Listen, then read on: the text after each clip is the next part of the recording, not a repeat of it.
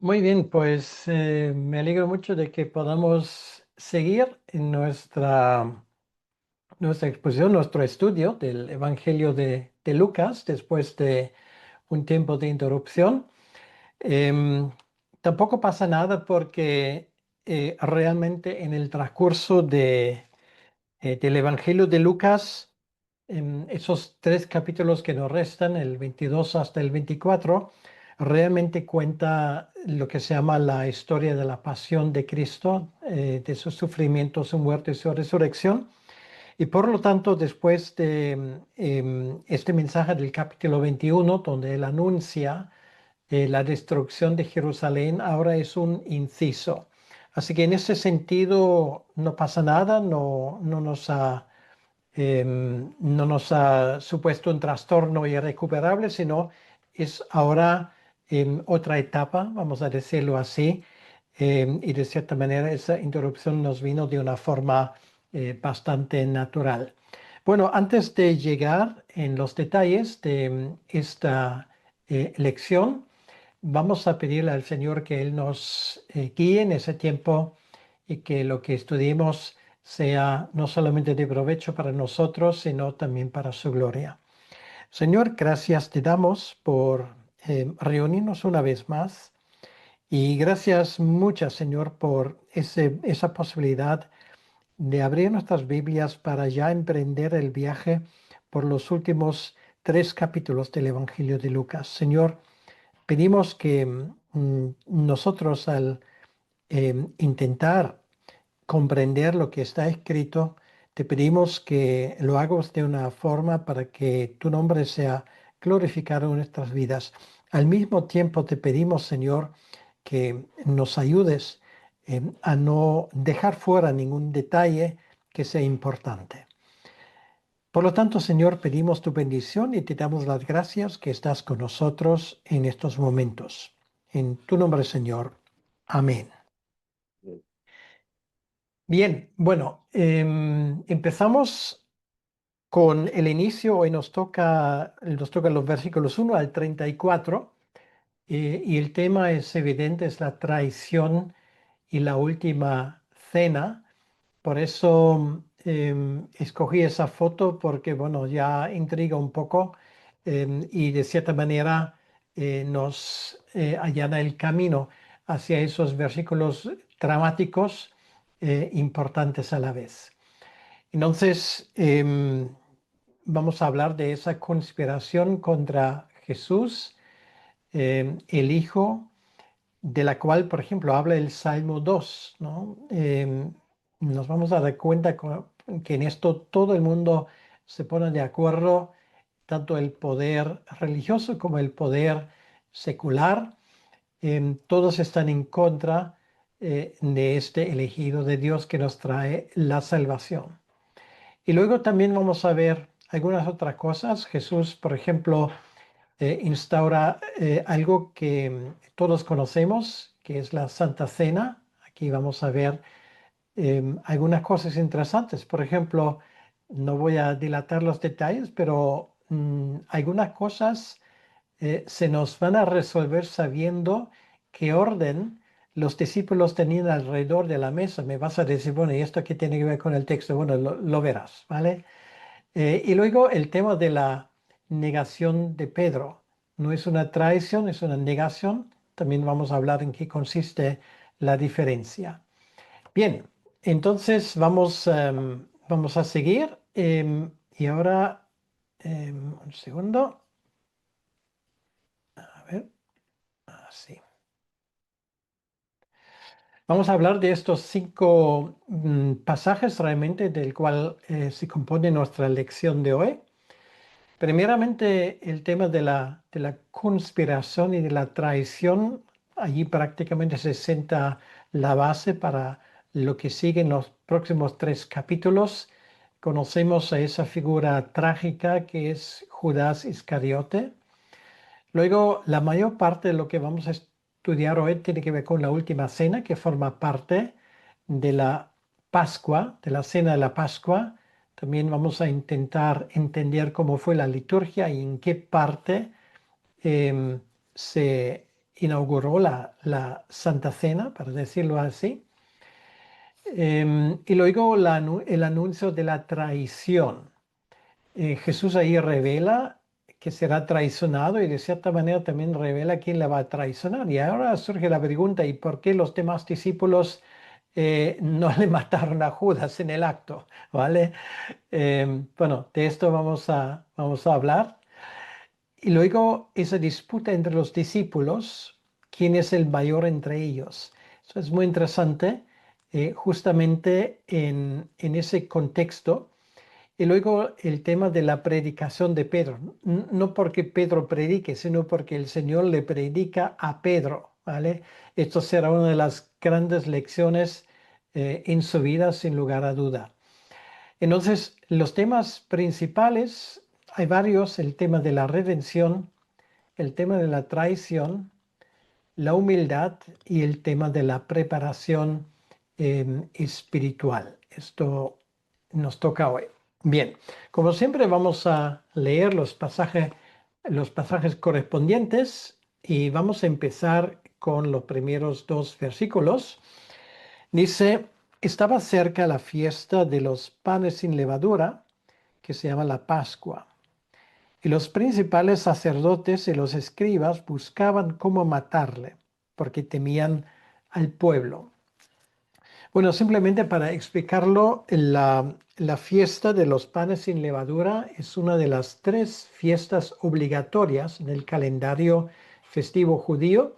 Entonces, cualquier judío entre 20 y 60 años que no estaba enfermo o no impedido por otra cosa, y era varón, pues por ley tenían que acudir a Jerusalén. Realmente, para que lo entendamos bien, se llama la fiesta de la Pascua, o aquí la fiesta de los panes sin levadura, pero la comida de la Pascua es solamente el inicio, ¿vale? Esto ocurre en el primer día y el resto de los días básicamente se le conoce como fiesta de los panes sin levadura. Y algunas de esas fiestas tenían un significado especial. Por ejemplo, el tercer día, el día de la resurrección, era el día de las primicias, ¿vale? Esa es la razón por que Pablo alude a esto en en el capítulo 15 de Primero de Corintios. Entonces, es una secuencia festiva de 7 días después. O sea, nosotros tenemos la impresión que con la resurrección de Cristo, bueno, todo se acabó. No, la fiesta siguió todavía un par de días. Esto simplemente para que lo entendamos. Em, la Pascua o el Pesaj, esto realmente es el nombre en hebreo, obviamente es ese ciclo de fiestas que conmemora la salida de Israel de Egipto. Esto es la idea que hay detrás. Ahora, como algo siniestro detrás es que infelizmente esa fiesta en este año precisamente, estamos hablando del abril del año 33, se iba a ver ensombrecido por la conspiración más tenebrosa y terrible que jamás ha tenido lugar en este planeta, que es nada menos que la conspiración contra el Hijo de Dios.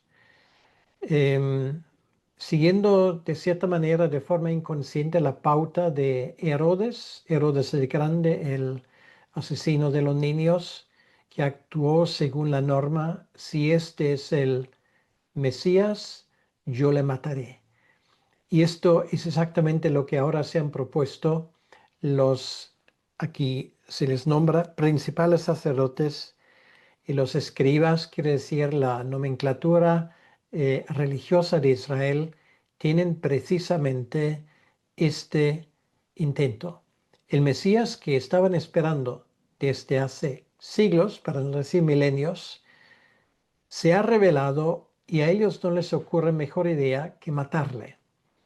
Esto es decir, de cierta manera, un homicidio para la gloria de Dios. Terrible, solamente pensarlo, lo que está pasando. Em, La última frase de este versículo 2 nos pone de manifiesto una cosa. Em, Le buscaban cómo matarle. Claro, podrían haberle detenido, pero había un pequeño problema. Jesús aún gozaba de mucha popularidad entre la gente. No hay que olvidar que ahora estamos, bueno, según nuestro calendario, el jueves por la noche, solamente 3 días antes, o 4, si se quiere, Jesús entró en Jerusalén bajo el aplauso y los júbilos no solamente de sus discípulos, sino de todo el pueblo. Y con las cosas que pasaron en los siguientes días, la popularidad de Jesús no menguó realmente. Y esto es aún más interesante porque ahora en cuestión de pocas horas, la, vamos a llamarlo así, propaganda de estos líderes religiosos consigue dar el vuelco a lo que llamamos la opinión pública. O sea, esto no es algo que ocurre en nuestros días, esto es, para decirlo así, una manipulación de libro de texto, lo que tenemos ahí. Entonces, esa frase, porque temían al pueblo, claro, hay que hacer que el pueblo haga lo que ellos quieran sin que el pueblo se dé cuenta que ha sido engañado. Realmente esto es lo que hay detrás. Por lo tanto, esa forma como ellos proceden no es una casualidad, sino muchas veces nos olvidamos de que esto es gente muy inteligente. Ese plan que ahora empieza a desarrollarse es un plan bien pensado, como un partido de ajedrez donde tú piensas ya varias jugadas por adelante. Entonces, ellos creen librarse de un problema y no se dan cuenta que realmente ellos forman parte de un plan mucho mayor, que es el plan de Dios de redención. Solamente que a ellos les toca, pues, el papel del malo de la película o de los malos de la película, y nunca mejor dicho. Bien, bueno, esto es el inicio de lo que ahora viene y voy a leer los versículos 3 y 4. Dice, entró Satanás en Judas, por sobrenombre Iscariote, el cual era uno del número de los 12. Y este fue y habló con los principales sacerdotes y con los jefes de la guardia de cómo se lo entregaría. Ahora, la primera cosa que nos llama la atención es esa frase, entró Satanás en Judas. Esto es la primera y la única vez que literalmente leemos que Satanás entró en una persona. Es una posesión no una posesión demoníaca, es una posesión diabólica. Y esto es algo que nunca lo hemos visto antes de un personaje ni después. En ese sentido, a Judas le queda reservado ese papel triste. Entonces, su sobrenombre es Iscariote.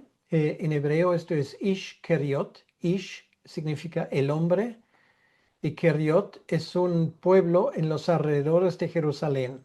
Esto es muy interesante porque al llamarse Judas, Judas significa simplemente el judío, quiere decir es un judío de pura cepa, quiere decir, mientras que 11 de los 12 discípulos eran galileos, este era de verdad de la tribu de Judá, podríamos decirlo así. Entonces, esa es la razón por qué él gozaba entre los discípulos de un prestigio especial. ¿Por qué podemos decir esto?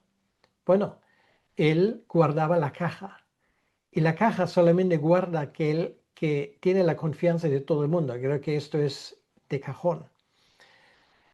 ¿Por qué si no le darían esa responsabilidad a Judas y no a un profesional como Mateo que durante toda su vida manejaba el dinero? Bueno, porque obviamente buscaban no en primer lugar la pericia profesional, sino lo que buscaban era la confianza de una persona que gozaba de un gran prestigio entre los discípulos. Entonces, aquí dice que era uno de aquellos que durante 3 años y medio acompañó a Jesucristo. Pues él mismo toma la iniciativa mientras que los sumos sacerdotes y los principales religiosos están aún deliberando cómo hacerlo y sin lugar a duda, Judas se había enterado de esto. Entonces, ellos quieren comprar, Judas quiere vender y así se hace el trato. Y el trato es simplemente yo os indico quién es y bueno, alguien va a decir, pero esa gente le conocía. ¿Y cómo necesitan a alguien que le dilate? Pues no olvides una cosa, los que le detienen son los guardias. Aquí dice los jefes de la guardia. Estamos hablando de la guardia del templo con algún que otro soldado romano y estos no necesariamente sabían quién es. Además, será muy importante darnos cuenta de otra cosa. El momento cuando ellos finalmente van a detener a Jesucristo es de noche. Por lo tanto, es fácil que tú puedes equivocarte de persona. Y para que no quepa ninguna duda, Judas les da una promesa. Será el hombre al que yo dé un beso, al que yo dé un abrazo. Este será. Entonces esto era el principio de esta traición. Seguimos, versículo 5. Ellos se alegraron y convinieron en darle dinero. Bueno, es impresionante. Casi se les nota como respiran de alivio. Pues aquí están ante el Mesías y ellos están desempeñando el papel de traidores. Bueno, realmente es una escena dantesca, realmente. Le dan dinero y claro, podríamos decir, bueno, y a Judas que le importa el dinero, pero incluso él está dispuesto a rebajarse tanto que coge lo que le ofrecen, que tampoco era una suma exorbitante. Dice en otros textos que esa suma, que son simplemente 30 piezas de plata, según Mateo 26:15, y se especifica. Y esto era, digamos, el precio de un esclavo. Bueno, hoy para los que van a estar, es una de esas coincidencias divinas. Hoy vamos a hablar de José y a José le venden por 20 monedas de plata. Bueno, hay un aumento del 50%, bueno, es la inflación que había en 1800 años, comparando con lo que tenemos hoy en día, una ridiculez, ¿vale? Pero bueno, el precio ha subido un poco, pero ese es el precio de un esclavo. El precio de un esclavo, 30 piezas de plata, es el salario mensual de un obrero. O sea, no estamos hablando de una millonada, estamos hablando realmente de una suma, ya que entregas a una persona y le llevas a la muerte casi ridícula.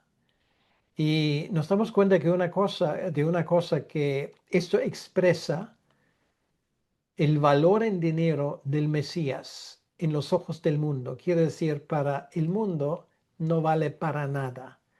Y es la forma como luego le tratan. Seguimos con el siguiente versículo. Llegó el día de los panes sin levadura, en el cual era necesario sacrificar el cordero de la Pascua. Bueno, esto es el inicio de esta fiesta. Esto fue un cordero de la Pascua que fue apartado durante, si no me equivoco ahora, un mes, para que y convivió en ese tiempo con la familia. Em, de hecho, ese cordero fue, al ser posible, tratado casi como una más en la familia en ese tiempo. ¿Por qué? Porque había que observar si ese cordero era realmente impecable. Quiere decir que no tenía ningún tipo de defecto. Esto es muy importante. Pero además Ahora imagínate una familia que tiene niños y los niños hace 2000 años son iguales como los de hoy en día. Les encantan los corderos. Eh, y obviamente un niño lógicamente va a preguntar, ¿y por qué tiene que morir ese cordero? Bueno, esto realmente formó parte de la liturgia de la Pascua, ¿vale? Donde el más pequeño de la familia, el de más corta edad, pregunta al padre de la familia el porqué del éxodo. Y esto incluye la muerte de los corderos. ¿Por qué? Bueno, porque la sangre de los corderos fue aplicado al dintel de la puerta, y esto significa que el ángel de la muerte pasó de largo. Y aquí ocurre lo mismo. ¿Por qué tiene que morir ese cordero, que es el cordero de Dios? Por exactamente la misma razón, ¿vale? Esto es el sentido más profundo de los acontecimientos que se van a desarrollar ahora delante de nuestros ojos. La historia, sin embargo, sigue y dice: Jesús envió a Pedro y a Juan diciendo: y preparado en la Pascua para que la comamos. Bueno, preparar la Pascua para 13 hombres requería, era una tarea, porque no solamente era preparar el cordero, asarlo, despellejarlo, obviamente antes, sino también había que preparar las especias necesarias. Había cierto tipo de salsas, todo esto se preparaba según la tradición de los judíos y esto era un trabajo que requería horas. Aparte del hecho de que se tenía que buscar un sitio adecuado.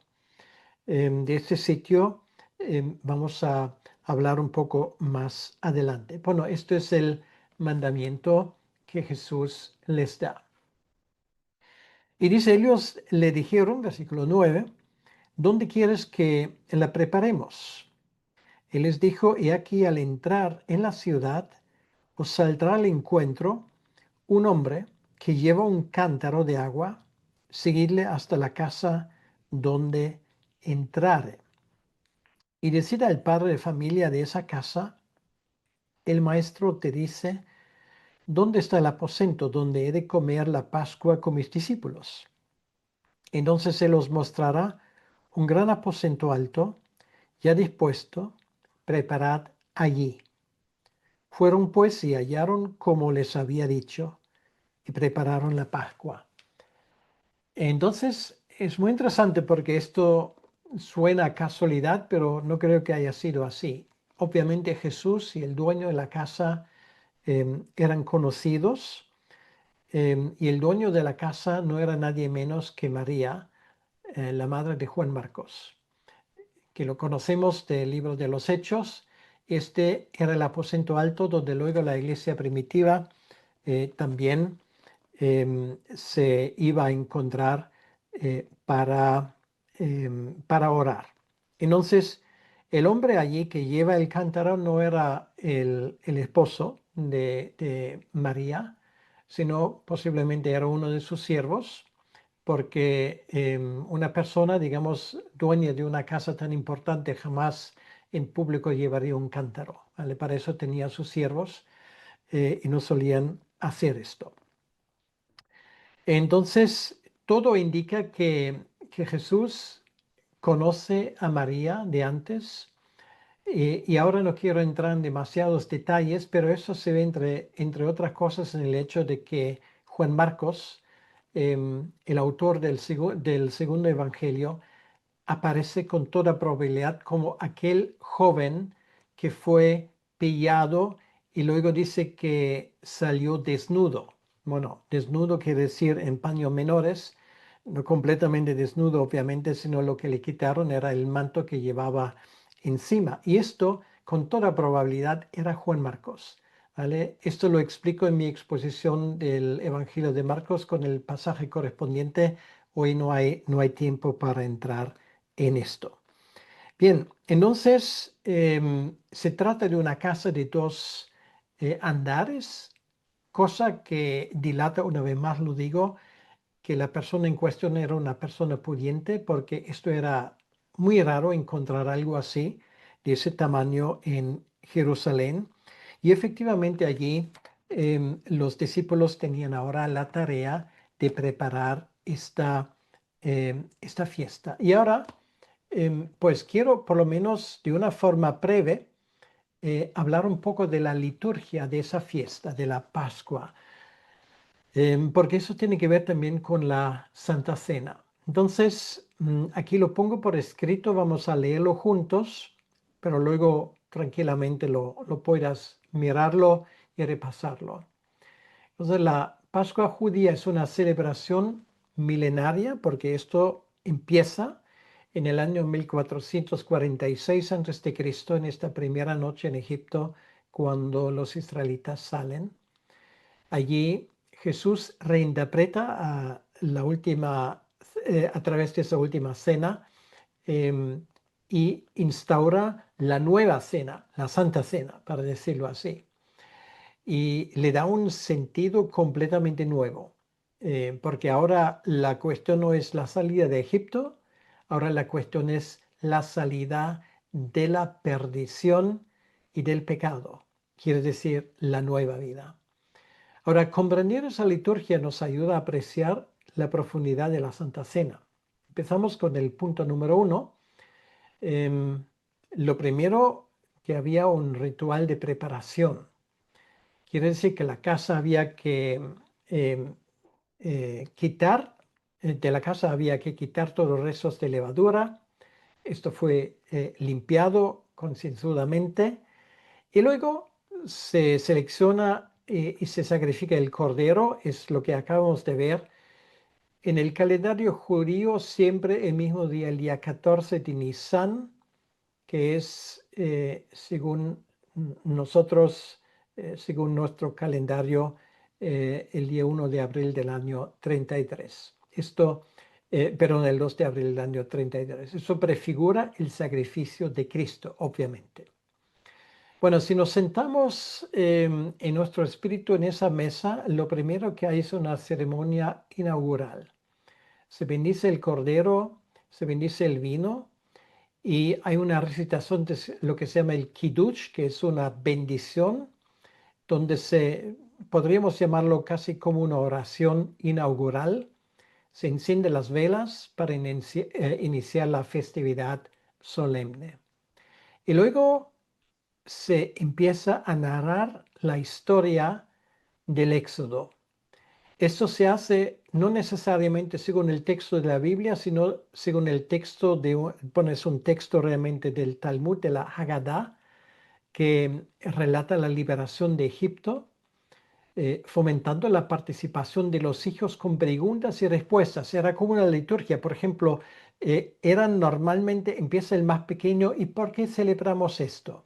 ¿Y por qué pasó esto? ¿Y por qué comemos esto? ¿Y qué significa esto? ¿Vale? Entonces, bueno, em, lo que están metidos en el tema de la enseñanza saben que ese tipo de preguntas fomenta el aprendizaje, ¿vale? Entonces nos damos cuenta que los niños forman parte de esa liturgia, no son espectadores condenados al silencio, sino de hecho lo importante es transmitir ese conocimiento, ese sentido hacia ellos, para que luego ellos también a sus hijos puedan en su momento enseñarlo.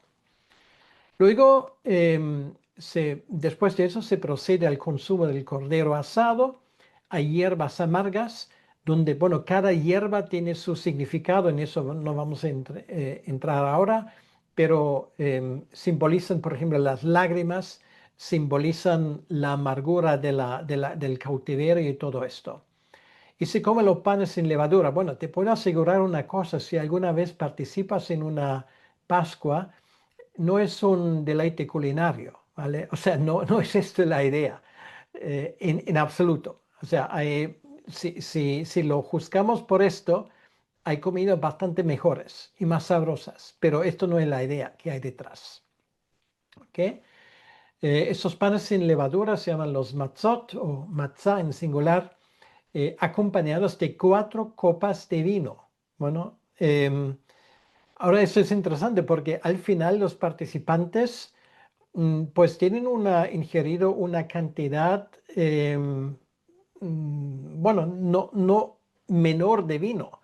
lo cual nos explica la facilidad con la cual los discípulos luego en el jardín de Getsemaní se durmieron. Bueno, te puedes reír, ¿vale? Pero todo esto tiene su causa y su efecto. La cuarta copa de vino, que es la última, se convierte luego la primera copa, esa copa de bendición que Jesús ahora usa para la Santa Cena. Em, Jesús en el punto 5 transforma la cena al instituir el pan, este es mi cuerpo, y la copa, el nuevo pacto en mi sangre, como el memorial de su sacrificio probablemente durante la tercera o la cuarta copa, lo que acaba de decir. Y luego todo termina con el Halel. Esto nos lo dice Marcos, ¿vale? En Lucas esto no sale. En Marcos lo dice que cantaron el himno, dice, pero esto es el Halel, son los salmos 113 al 118. Bueno, mira esos salmos hablan proféticamente de la muerte de Cristo, de su resurrección y de la esperanza de liberación futura y el reino de Dios. O sea, es increíble cómo esto encaja en la liturgia judía, por cierto, hasta el día de hoy. Entonces, un detalle crucial es cómo la Santa Cena se inserta en la liturgia pascual, marcando un punto culminante donde Jesús reinterpreta la Pascua como su propio sacrificio redentor, cumpliendo las profecías del Cordero de Dios. Bueno, realmente algo bastante fascinante. Aquí ves cómo esto se ve hoy en día. Bueno, es una parte, realmente hay más cosas que podríamos mencionar, pero esto sería más allá de lo que hoy podemos hacer. Bueno, esto lo voy a leer porque resume un poco lo que ocurre allí. Em, a ver. En un momento de solemne significado, Jesús tomó el pan, elevó una oración de gratitud a Dios por él y luego lo partió. El acto de partir el pan prefiguraba la entrega y el quebrantamiento de su propio cuerpo que sufriría en la cruz. Este gesto tan simple y a la vez tan profundo resonaba con la tradición de la Pascua, pero ahora apunta hacia un sacrificio mayor y definitivo. O sea, es una de las cosas porque no hablamos de una ruptura, hablamos de una transición, ¿vale? Del antiguo pacto al nuevo pacto. El antiguo pacto se cumple en el nuevo pacto. Al distribuir el pan entre los discípulos, Jesús declaró con gran autoridad: este es mi cuerpo que por vosotros es dado.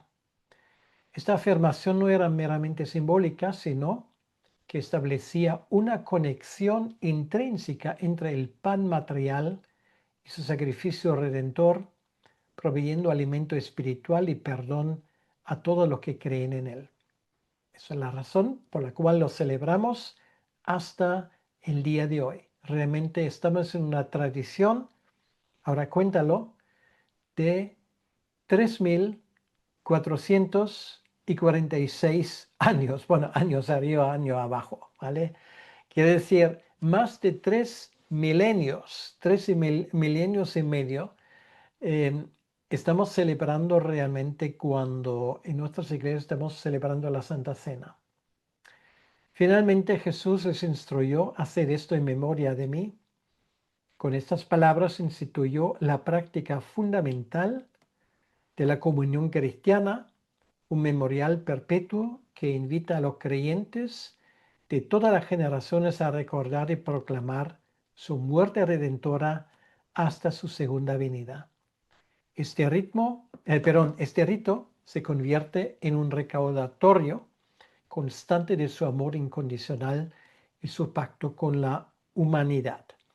Bueno, esto lo he querido leer literalmente para no olvidarme de ningún detalle y para no perderme en los detalles. El versículo 20 lo resume de esa manera, y esto es el nuevo pacto del cual nos habla Jeremías 31:31, que promete perdón y restauración. Ahora, la historia sigue. Jesús ahora dice, y ahora vamos a llegar a un tema bastante interesante. Mas he aquí la mano del que me entrega está conmigo en la mesa. A la verdad el Hijo del Hombre va según lo que está determinado, pero hay de aquel hombre por quien es entregado. Entonces ellos comenzaron a discutir entre sí quién de ellos sería el que había de hacer esto. Ahora, si lo leemos en los demás evangelios, esos evangelios nos facilitan más detalles. Y esos detalles es que discípulo tras discípulo pregunta, ¿soy yo, Señor? Y en una ocasión el Señor dice, bueno, el con el cual voy a poner mi pan en la salsa y se lo doy, este será quien me traicionará. Y luego se lo da a Judas y dice, sí, ¿y por qué los discípulos no se dan cuenta de ello? Bueno, para entender esas cosas, porque esas palabras de Jesucristo solamente lo entienden algunos, pero no todo el mundo, vamos a tener que averiguar un poco cómo esa celebración se llevó a cabo. Ahora, le pido que preste mucha atención porque posiblemente es la primera vez que lo van a escuchar. Todos conocen el cuadro famoso de Leonardo da Vinci, La Última Cena. Es famosísimo, pero lo que representa es completamente equivocado, porque Jesús nunca jamás se sentaría alrededor de una mesa con sus discípulos, sino la costumbre era lo que vemos aquí, bueno, sale en inglés, pero se entiende perfectamente. El orden sería en forma de U, ¿vale? Quiere decir, la mesa no es una mesa con cuatro patas, digamos de 3 pies de altura, algo por el estilo, sino estamos hablando de una mesa al tipo japonés que prácticamente está a ras del suelo. Y los que están alrededor de la mesa están reclinados, no están sentados. O sea, hay que imaginarse que la cabeza va hacia la mesa de forma ligeramente diagonal, ahora lo voy a mostrar, y los pies van hacia atrás. Entonces, muy importante, hay 3 sitios que prácticamente podemos estar absolutamente seguros cómo están repartidos. Jesús está en ese lugar, ¿vale? ¿Por qué? Porque eso era el lugar del anfitrión. A su derecha tenía la persona más joven, que era Juan, ¿vale? Y Juan sería el que hace la pregunta durante la Pascua, ¿vale? Esas preguntas y por qué esto, bueno, esas preguntas litúrgicas. A la izquierda tiene al invitado de honor, o sea, la persona más importante entre los discípulos, que sería Judas, ¿ok? ¿Por qué Judas? Uno, porque acaba de decir Judas era muy apreciado entre los discípulos. Y cuando Jesús dice, esto lo recogen los otros evangelios, el que me va a traicionar es el que ahora pone su pan en la salsa, o cuando Jesús se lo da, ¿a quién se lo da? A Judas. ¿Y por qué los demás discípulos no saltan enseguida? Bueno, porque esto, según la liturgia, el primero que lo recibe es el invitado de honor, ¿vale?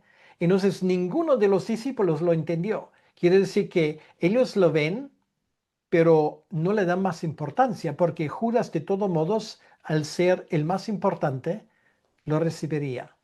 Ahora, ¿quién sería el último? Mi apuesta es Pedro. ¿Por qué Pedro? Bueno, porque había una disputa. De hecho, algunos evangelios ponen esa disputa antes de la Santa Cena y creo que esto fue realmente el lugar cronológico. Y Jesús había dicho, bueno, el que quiere ser el primero y el más importante que se ponga en el último lugar. Bueno, ese lugar, casi estoy seguro, era el lugar de Pedro, ¿vale? Aquí. Y por eso Pedro no se entera prácticamente de la conversación de ese lado de la mesa porque está más alejado, ¿vale? Esto nos explica muchas cosas. Y bueno, los demás discípulos estarían aquí. Bueno, ahora en la siguiente diapositiva vamos a ver cómo esto hay que imaginarse. ¿Vale? Ahí está Juan, ahí está Jesús, ahí está Judas. Y esto nos explica cómo están reclinados de una forma ligeramente diagonal, porque te acuerdas que dice en un evangelio que Juan estaba en el pecho de Jesús. Bueno, en el pecho de Jesús, ¿cómo vas a entender esto? Solamente lo puedes entender cuando te das cuenta que están reclinados de una forma ligeramente diagonal, ¿vale? De esa manera. ¿Ok? Entonces nos damos cuenta que todos esos dibujos de una mesa bien puesta, como tantos artistas lo ponen, estos son puras invenciones, ¿vale? Esto es el estilo europeo, pero no el estilo oriental. Entonces, esto nos ayuda a entender, aquí incluso lo pone que sería Pedro el de menos importancia. Y bueno, aquí Juan, aquí pone el second most important guest. Bueno, realmente es el invitado más joven, ¿vale? Por eso él tenía en la liturgia una importancia especial. Bueno, estoy seguro que pocas veces lo han escuchado. Bueno, hoy es el día. Pero si tomamos esto en cuenta, muchos detalles de esa historia, también los demás evangelios, se entiende a la perfección, ¿vale? Pero esto, para decirlo así, es la llave que nos abre la caja para que lo entendamos. Ok, a raíz de esto, llegamos a esa disputa entre los discípulos. Entonces ellos comenzaron a discutir entre sí quién de ellos sería el que había de hacer esto, o sea, entregarle.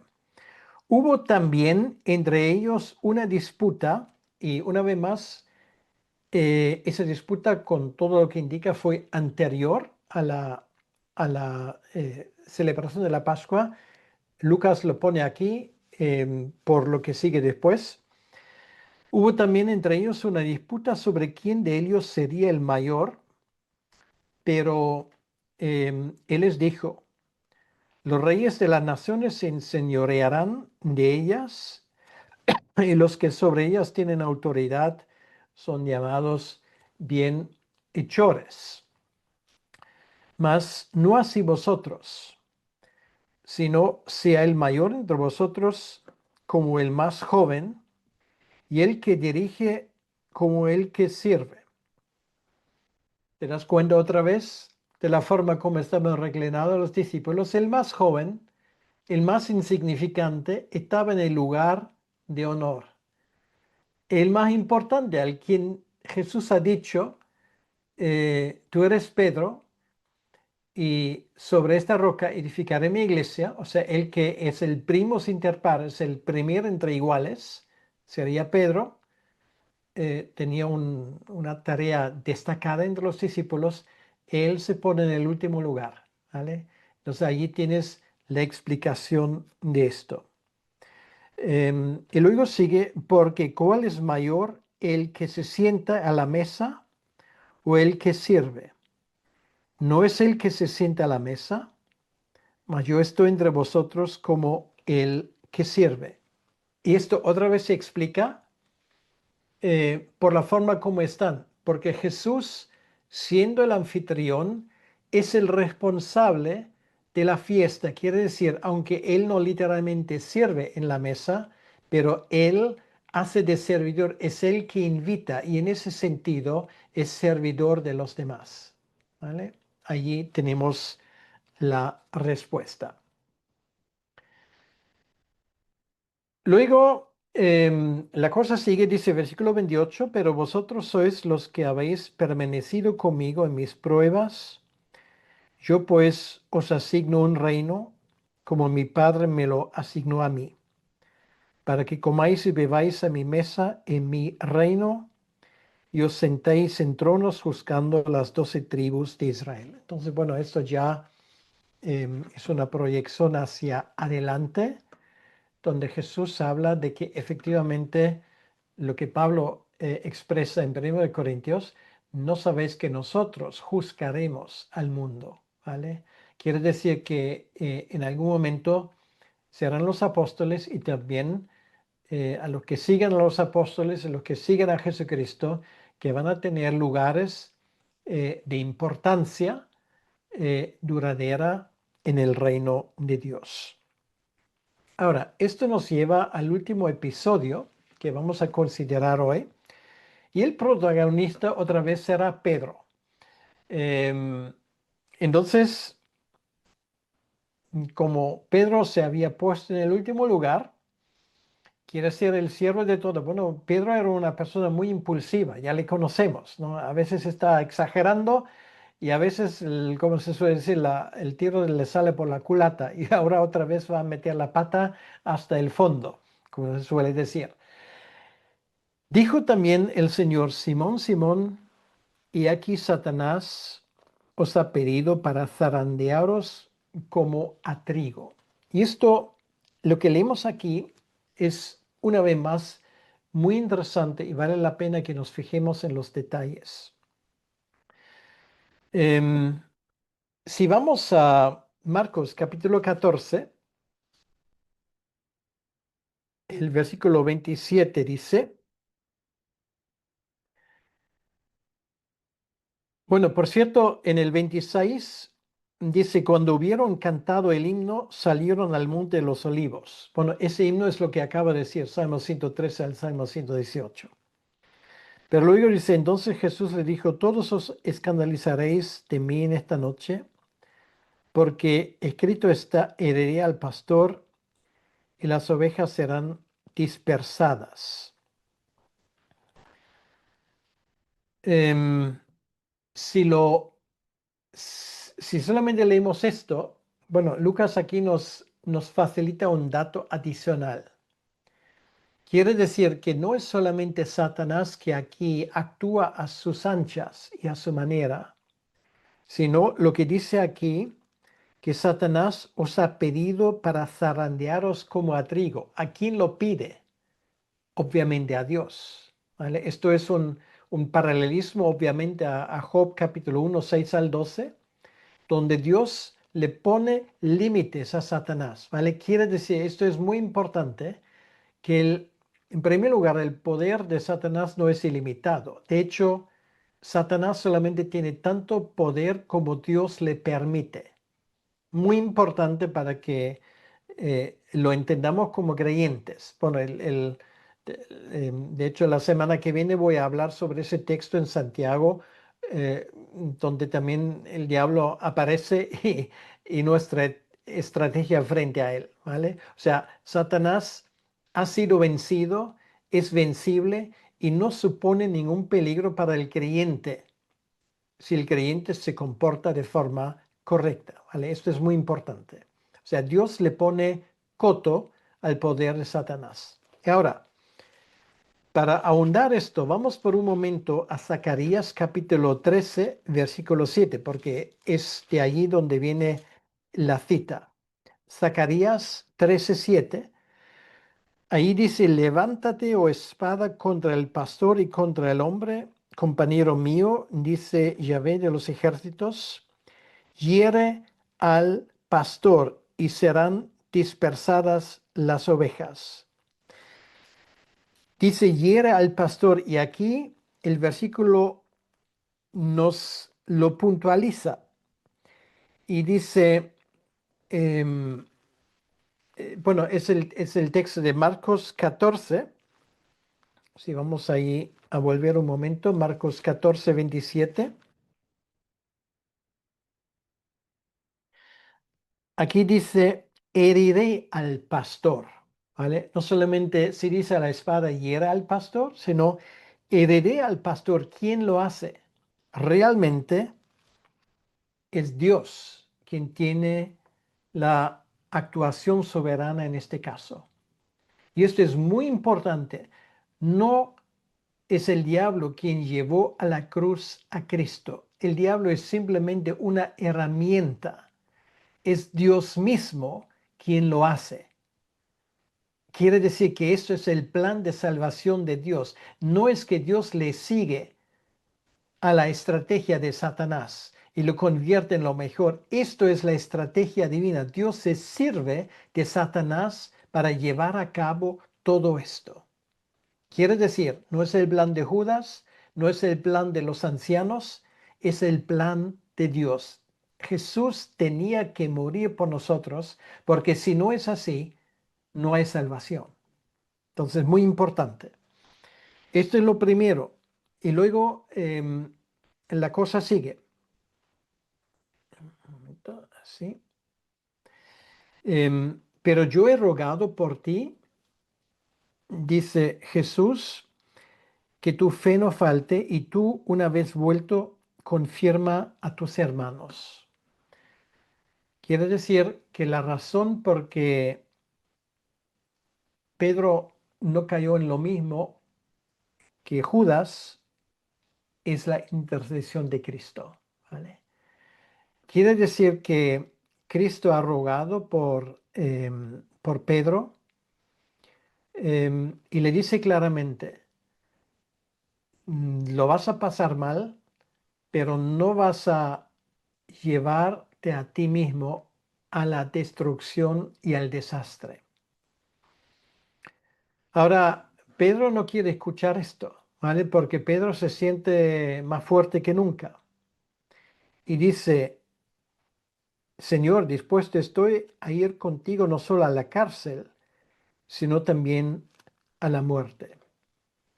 Y Jesús le responde, Pedro, te digo que el gallo no cantará hoy antes que tú niegues 3 veces que me conoces. Quiere decir, em, no solamente una vez, no 2 veces, sino 3 veces me vas a negar.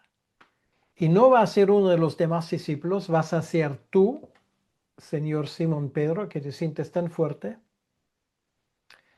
Entonces vimos aquí a Super Pedro desinflándose como una muñeca de goma que pinchas con una aguja.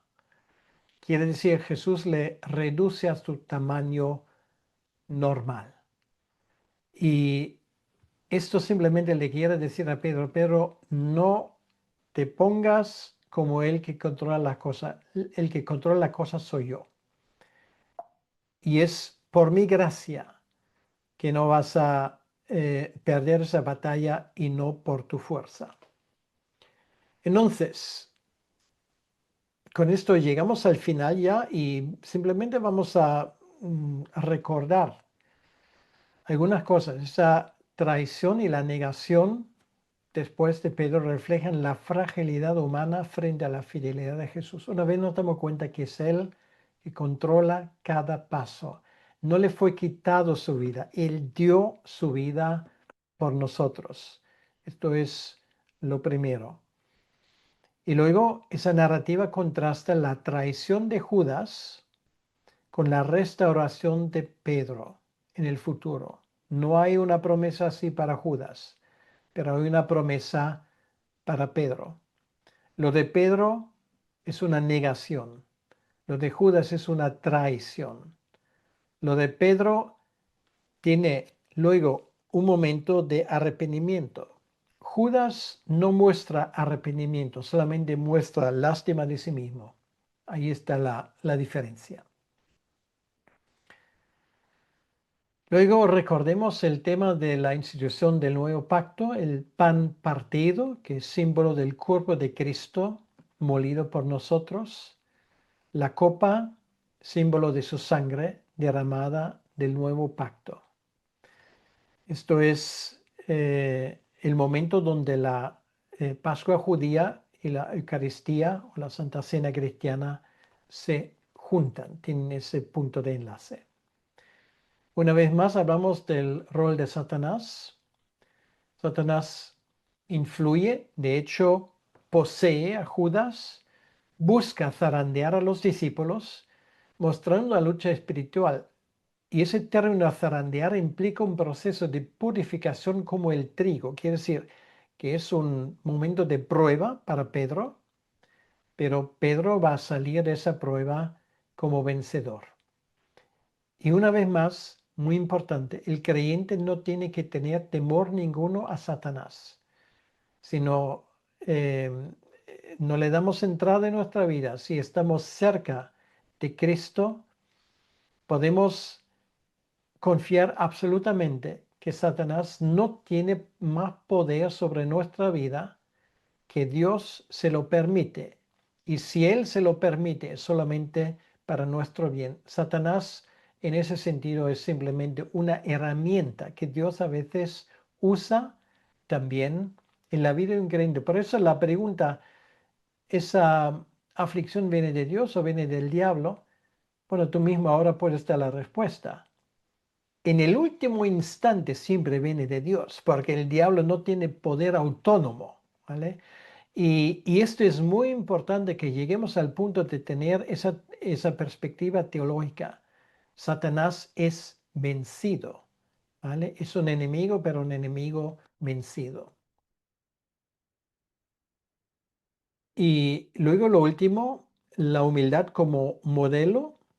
Ahí tenemos a Jesús como modelo de humildad. Tenemos que ser humildes y en nuestra humildad nunca olvidar de que todo lo que tenemos, todo de lo que disponemos, es porque Dios nos lo ha dado. Por lo tanto, no tenemos ninguna razón de elevarnos sobre los demás, de pensar que nosotros somos algo especial. Sí, somos especial en el sentido que Dios nos escogió, pero no somos más especiales que los demás escogidos, ¿vale? Somos objeto del amor divino, pero siempre tenemos que recordar que esta salvación nos ha llegado a nuestra vida sin mérito ninguno de nuestra parte. Y terminando, tenemos que recordar el sacrificio de Cristo. Esta escena nos invita a recordar constantemente el cuerpo y la sangre de Jesús entregados por nosotros.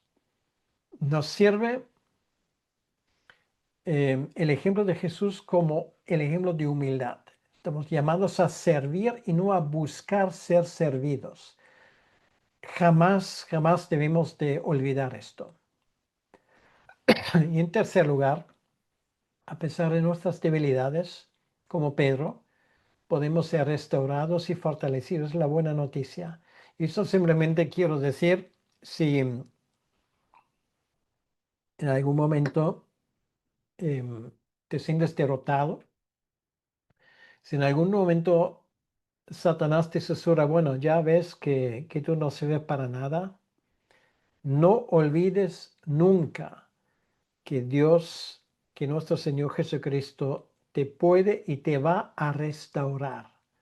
La cuestión no es destrucción para el creyente, la cuestión es restauración.